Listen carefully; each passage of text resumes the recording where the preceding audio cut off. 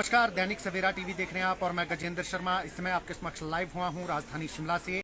आज दिन भर क्या कुछ खास रहा, कल क्या कुछ खास रहने वाला है, ये जानकारी आपके साथ साझा करेंगे।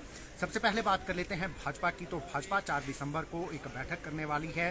धर्मशाला का डिपोलो होटल है, वहां पर ये बैठक होगी। उसमें तमाम जितने भी प्रत्याशी हैं भाजपा के 68 विधानसभा क्षेत्रों के, उनसे चर्चा की जाएगी। बाकायदा मुख्यमंत्री जयराम ठाकुर और जो भाजपा के प्रदेश अध्यक्ष हैं सुरेश कश्यप, वो इस बैठक की अध्यक्षता करेंगे। तमाम जो फीडबैक है इलेक्शन के टाइम की, जब मतदान हुआ था उस समय की जो फीडबैक है वो इन प्रत्याशियों से ली जाएगी।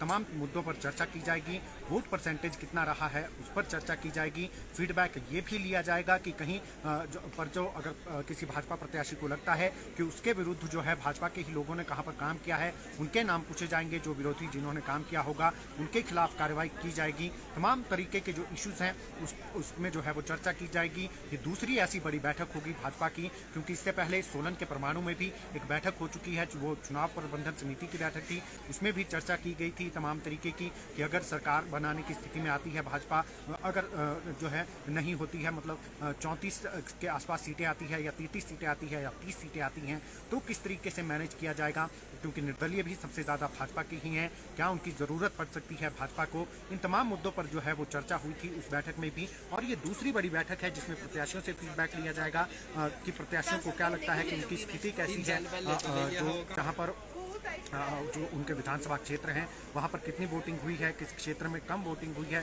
किस क्षेत्र में उनके पक्ष में ज़्यादा वोटिंग हुई है, कौन सा प्रत्याशी जो है उसको लगता है कि वो नहीं जीत पा रहा है, और कौन से प्रत्याशी हैं जो अपनी जीत के लिए आश्वस्त हैं। तमाम तरह के इन मुद्दों पर जो है वो भाजपा की बैठक में चर्चा होगी। 4 दिसंबर को ये जो बैठक है वो धर्मशाला में रखी गई है। मुख्यमंत्री जयराम ठाकुर और जो तमाम जो भाजपा के प्रदेश अध्यक्ष हैं सुरेश कश्यप, वो एमसीडी चुनाव से लौट आएंगे। हालांकि वो एमसीडी चुनाव में है, तमाम भाजपा के जो बड़े नेता हैं वो भी एमसीडी चुनाव में है, प्रत्याशियों की भी ड्यूटी लगाई गई है। तो वो 4 दिसंबर को लौटेंगे और धर्मशाला में ये बैठक होगी। धर्मशाला में पूरे मंथन जो है वो किया जाएगा कि अगर किस तरीके से आगामी रणनीति अपनानी है। मतगणना के दिन की तैयारियां की जाएगी, किस तरीके से मतगणना के दिन की तैयारियां जो है वो करनी है। वो तमाम मुद्दे जो हैं इन सभी पर जो है वो चर्चा होनी है। इसके अलावा बात कर लेते हैं कांग्रेस की। तो कांग्रेस के जो मुख्यमंत्री के चेहरे हैं उन पर जो है, उनसे जो है जितने भी कांग्रेस के प्रत्याशी हैं वो अब मुख्यमंत्री के चेहरों से मिलने लगे हैं। आज की अगर बात करें तो आज राम कुमार जो दून से प्रत्याशी हैं कांग्रेस पार्टी के लिए, वो और जो भाजपा से कांग्रेस में शामिल हुए हैं खीमीराम जो बंजार से प्रत्याशी बनाए गए हैं, उन्होंने आज सुखविंदर सिंह सुक्खू जो प्रचार प्रसार कमेटी कांग्रेस की है उसके अध्यक्ष हैं और मुख्यमंत्री का एक चेहरा भी हैं, तो उनसे आज मुलाकात की है, उनसे चर्चा की है कि किस तरीके की स्थिति इन दोनों नेताओं की अपने अपने विधानसभा क्षेत्रों में है। इसके अलावा तमाम 2 और बड़े चेहरे हैं, मुकेश अग्निहोत्री और प्रतिभा सिंह, उनसे भी तमाम जो प्रत्याशी हैं उनका वो मिल रहे हैं। ये दोनों भी क्योंकि मुख्यमंत्री के चेहरे हैं, प्रतिभा सिंह से भी जो प्रत्याशी हैं वो मिल रहे हैं, मुकेश अग्निहोत्री से भी मिल रहे हैं।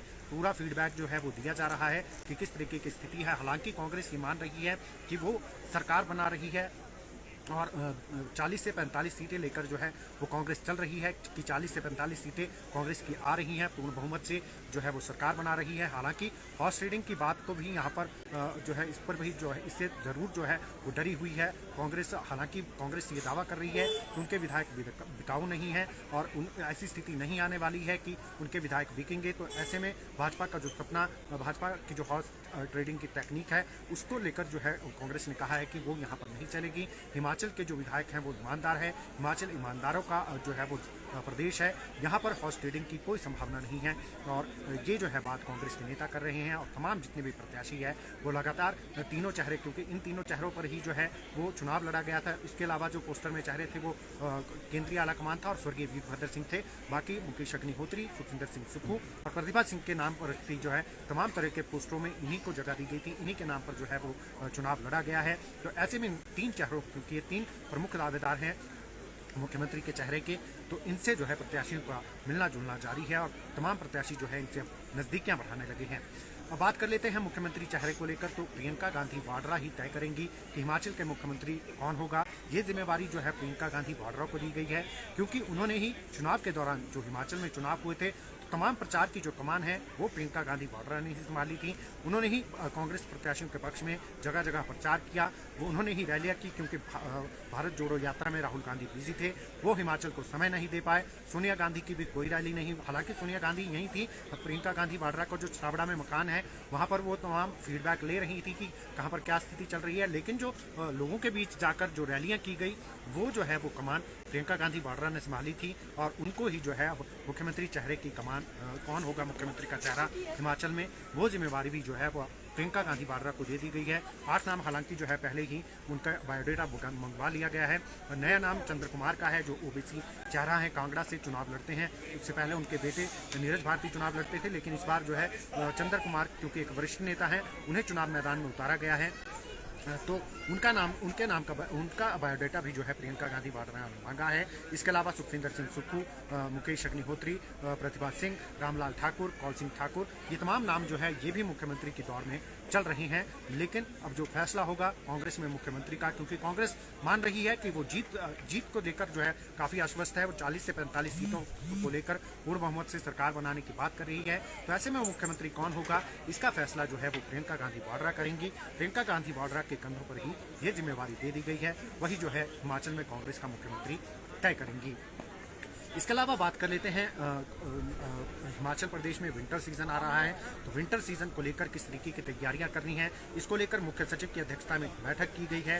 बैठक में तमाम तरीके की जो है वो व्यवस्थाओं पर चर्चा की गई है कि किस तरीके से, क्योंकि अक्सर देखा गया है कि जब भी हिमाचल प्रदेश में खासकर राजधानी शिमला और जो ऊपरी इलाके हैं वहाँ पर जब स्नोफॉल होता है तो स्थिति बिगड़ जाती है, भयावह हो जाती है, टाइम पर राशन नहीं मिलता है, इलेक्ट्रिसिटी फेलियर हो जाता है, सड़कें बंद रहती हैं, लोगों को मूलभूत सुविधाएं नहीं मिलती है। तो इन तमाम स्थितियों से निपटने के लिए किस तरीके से तैयारियां करनी है, इसको लेकर जो है दिशा निर्देश मुख्य सचिव ने जिला उपायुक्तों और पुलिस विभाग को दे दिए गए हैं। पुलिस विभाग को कहा गया है कि तमाम तरीके की सुनिश्चित करें कि कहां कहां जो ज़्यादा वनरेबल जोन है, ज़्यादा जो चिंता जहां पर होती है, ज़्यादा जहां पर जो है वो स्थिति भयावह होती है, वहां पर पुलिस की डिप्लॉयमेंट करे, पुलिस जवानों को वहां पर लगाए ताकि किसी भी तरीके की दिक्कत ना हो। ऐसे में ट्रैफिक व्यवस्था भी सुचारू रहे, समय पर जो है वो गाड़ियां अपने गंतव्य से दूसरे गंतव्य तक पहुंच सके, क्योंकि स्कूली छात्र भी स्कूल जाते हैं और तमाम तरीके की सरकारी कार्यालय राजधानी शिमला और जितने भी जहां पर बर्फ गिरती है जिला मुख्यालयों में वहां पे सरकारी कार्य बाधित ना हो, इसको लेकर तमाम तरीके के दिशा निर्देश जो है वो दिए गए हैं। इसके अलावा डीसीज को कहा गया है कि वो तमाम तरीके की व्यवस्थाएं, क्योंकि जो बर्फ़ काटने के लिए रोबोट लगते हैं या मैन पावर लगती है, वो सुनिश्चित करें कि किस तरीके से उन्होंने वो मैनेज करना है।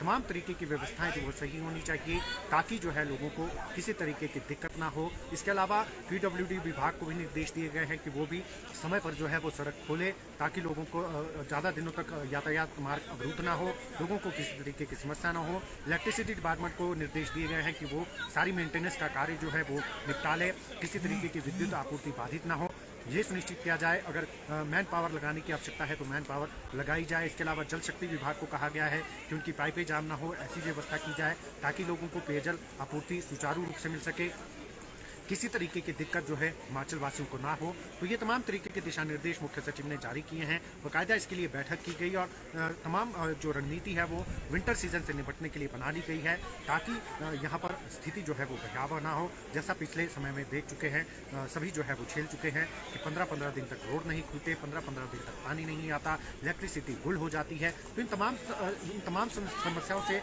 निजात पाने के लिए ये बैठक भी है उच्च स्तरीय, और इसमें ये फैसले जो हैं वो लिए गए हैं। तमाम तरीके के निर्देश जो है संबंधित विभागों और संबंधित अधिकारियों को जारी कर दिए गए हैं। अब बात कर लेते हैं किसानों की। तो भारतीय किसान संघ जो है 19 दिसंबर को दिल्ली में हमला बोलने जा रहा है।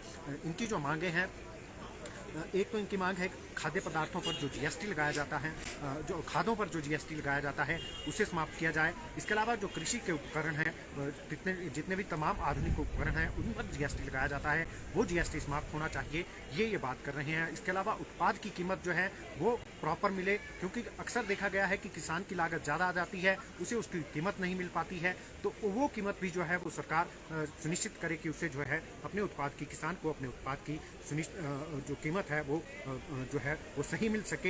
ये केंद्र सरकार से मांग करने के लिए दिल्ली आना होगा। भारतीय किसान संघ ने किसानों को लामबंद किया है। इसमें किसान भी है, बागवान भी है, इसमें गेहूं की बात भी हो रही है, मक्का की बात भी हो रही है, सेब की बात भी हो रही है, संतरे की बात आम की बात भी हो रही है। तमाम जितने भी फसल उगाते हैं किसान, तमाम किसानों को लामबंद करके दिल्ली में जो है वो हल्ला बोलने का कार्यक्रम किसानों ने रखा है। इसके अलावा बात कर लेते हैं मौसम की। तो मौसम को लेकर आगामी 48 घंटों में मौसम विभाग ने कहा है कि जो ऊंचाई वाले क्षेत्र हैं उसमें शिमला जिला के ऊंचाई वाले क्षेत्र हैं, आपके लाहौल स्पीति के ऊंचाई वाले क्षेत्र हैं, किन्नौर के ऊंचाई वाले क्षेत्र हैं, चंबा के ऊंचाई वाले क्षेत्र हैं, कुल्लू के ऊंचाई वाले क्षेत्र हैं और मंडी के ऊंचाई वाले क्षेत्र हैं, वहाँ पर बर्फबारी हो सकती है। मैदानों में मौसम विभाग ने चेतावनी दी है कि मैदानों में धुंध हो सकती है, कोहरा हो सकता है। तो ऐसे में खासकर वाहन चालकों को हिदायत दी गई है, प्रॉपर एडवाइजरी जारी की गई है कि वो संभल कर वाहन चलाएं ताकि किसी तरीके का हादसा ना हो, लोगों की जान सुरक्षित रह सके।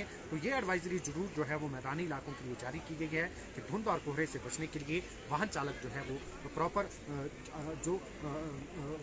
कम स्पीड में जो है वो वाहन चलाएं और नियंत्रित होकर जो है वो वाहन चलाएं ताकि किसी भी तरीके की दुर्घटना से बचा जा सके। तो ये कुछ अपडेट थी जो हमने आपके साथ साझा करनी थी। अन्य अपडेट्स के लिए आप देखते रहें दैनिक सवेरा टीवी।